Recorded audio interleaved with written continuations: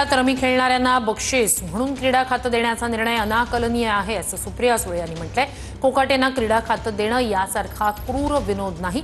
कोकाटेंच्या खाते बदलावर सुप्रिया सुळे यांनी ही प्रतिक्रिया दिली आहे।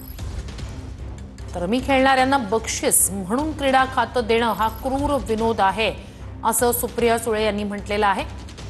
कृषी खातं कोकाटेंकडचं काढून घेण्यात आलं आणि आता त्यांच्याकडे क्रीडा आणि युवक कल्याण खात्याची जबाबदारी देण्यात आलेली आहे। तर रमी खेळणाऱ्यांना बक्षीस म्हणून क्रीडा खातं देण्याचा निर्णय अनाकलनीय आहे असं म्हणत खासदार सुप्रिया सुळे यांनी टीका केली आहे। सुप्रिया सुळे यांनी या संदर्भात ट्विट केलंय। विधिमंडळात बसून रमी खेळणाऱ्या कृषी मंत्र्यांना केवळ खातं बदलून अभय देणारे किती गंभीर असतील।